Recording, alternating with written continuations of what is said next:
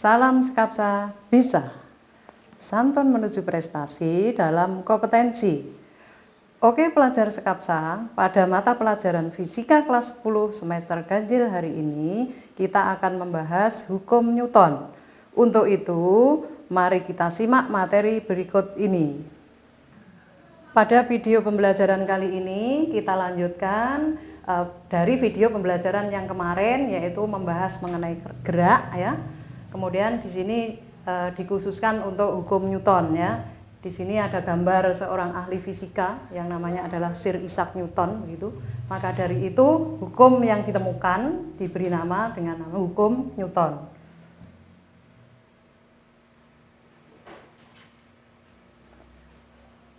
Sebelum masuk kepada pembelajaran yang utuh yaitu hukum Newton, kita harus tahu dulu tujuan dari pembelajaran kita hari ini, yaitu yang pertama memahami konsep hukum Newton, yang kedua menganalisis gerak-gerak yang berdasarkan hukum Newton. Pada awal pembelajaran kemarin, di video pembelajaran sebelumnya kita telah mempelajari mengenai gerak gitu ya. Kita semua tahu bahwa benda itu akan bergerak apabila ada gaya yang bekerja dari luar. Maka dari itu, hal seperti ini akan kita bahas lebih detail di hukum Newton, di mana hukum Newton itu nanti ada 3. Kita bahas satu persatu.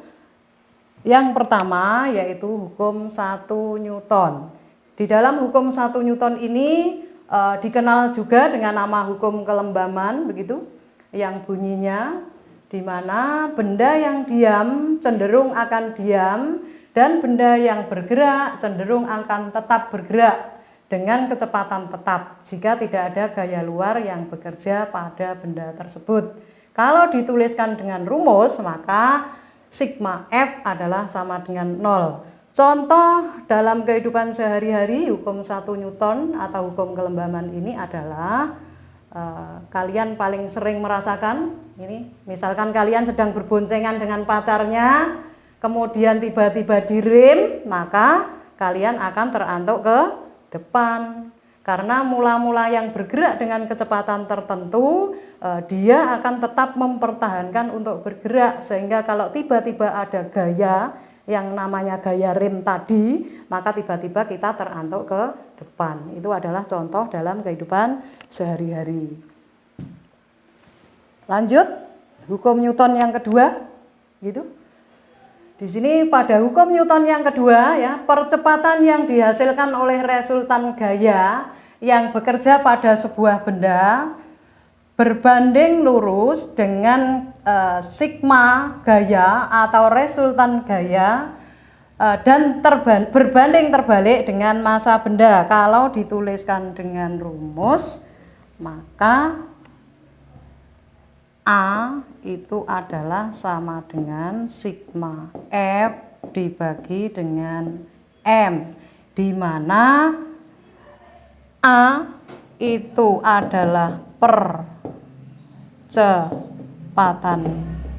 benda, satuannya ini adalah meter per sekon kuadrat.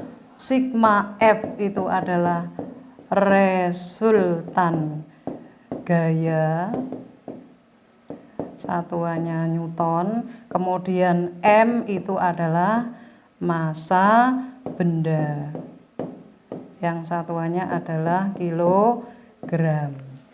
Kemudian supaya memperjelas konsep ini, mari kita bahas bersama contoh soal. Di sini ada contoh soal, sebuah bola dipengaruhi oleh gaya tetap sebesar 5 Newton. Jadi kita tulis di bawahnya, diketahui F adalah 5 Newton. Jika massa bola adalah 0,5 kg, maka percepatan yang dialami ditanyakan percepatan adalah A gitu. Maka ini bisa kita jawab tadi konsep hukum 2 Newton adalah A sama dengan sigma F per M.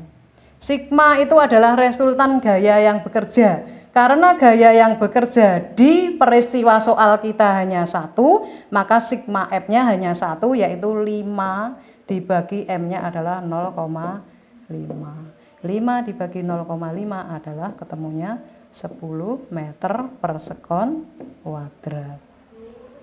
Jadi percepatan yang dialami benda itu adalah 10 meter per sekon kuadrat. Kita lanjut, yaitu hukum 3 Newton. Besarnya gaya aksi sama dengan gaya reaksi sedangkan arahnya berlawanan. Dinyatakan dengan persamaan F aksi sama dengan min F reaksi. Min ini adalah menunjukkan bahwa arahnya berlawanan. Kita lanjut. Untuk penerapan hukum Newton, mohon perhatiannya agak lebih, ini agak sulit sedikit ya. Penerapan hukum Newton. Yang pertama yaitu gerak benda pada bidang datar yang licin.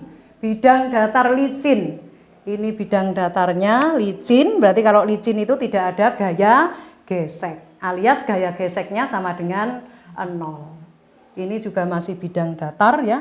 Kalau ini bidang datar, gayanya arahnya searah sumbu X positif, maka rumus yang berlaku di sini adalah A sama dengan sigma F per M. Sama ya, hukum 2 Newton. Tetapi karena gaya yang bekerja hanya satu saja, maka sigma F-nya adalah dari F.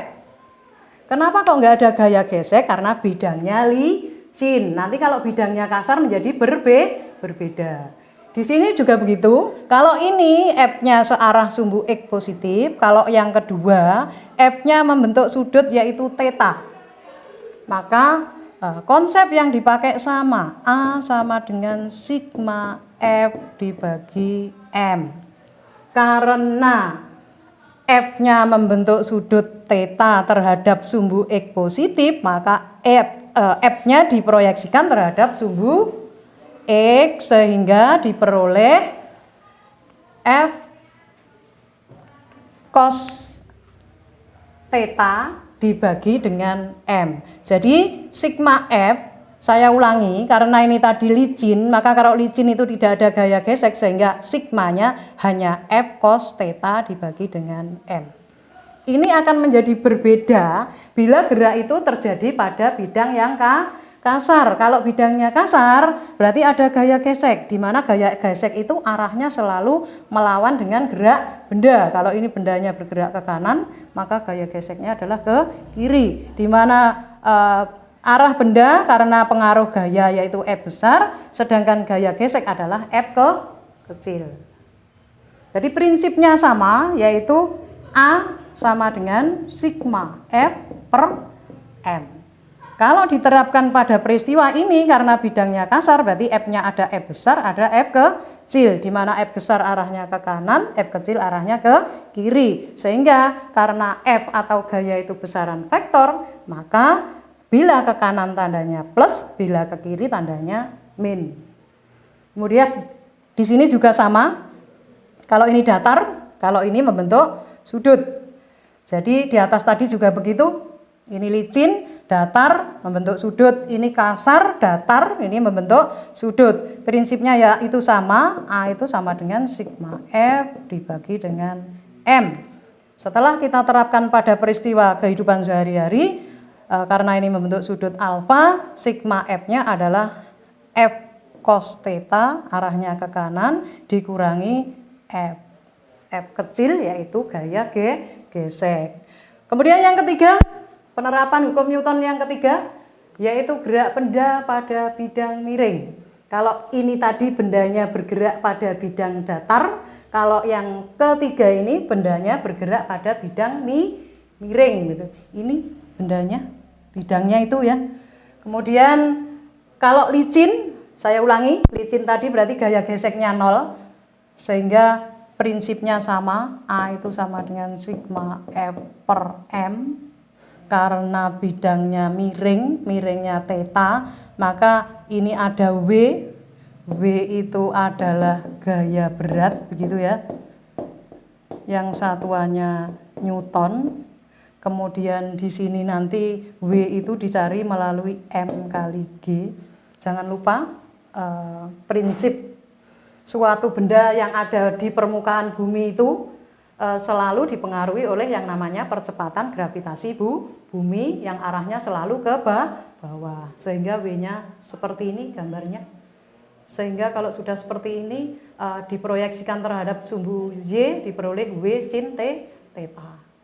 W-nya W berat, jadi kalau W-nya belum ada kita harus mencari dulu M dikali G.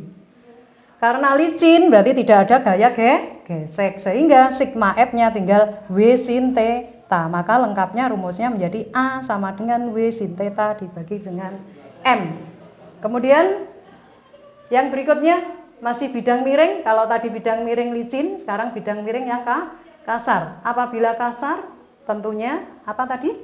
Ada gaya gesek. Gaya gesek itu selalu melawan arah gerak benda. Prinsipnya juga sama, yaitu dari A sama dengan sigma F per M. Sigma F-nya yang berbeda. Kalau ini tadi gaya geseknya 0 sehingga diperoleh W sin theta. Kemudian kalau ini kasar, nah maka diperoleh sigma F-nya adalah W sin theta dikurangi gaya gesek. Kok ada FK, Bu? FK itu adalah gaya gesek kinetis. Perlu sampean ketahui FK, gaya gesek kinetis. Ini semua gaya satuannya Newton, di mana gaya gesek kinetis itu rumusnya mu K dikali dengan N.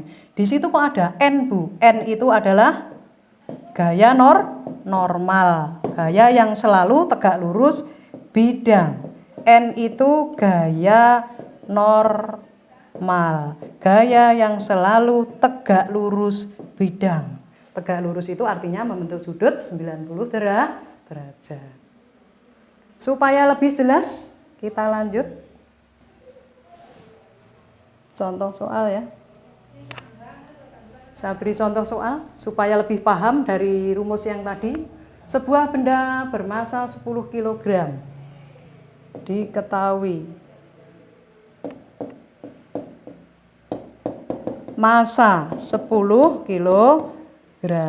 Ditarik dengan gaya F sebesar 20 Newton.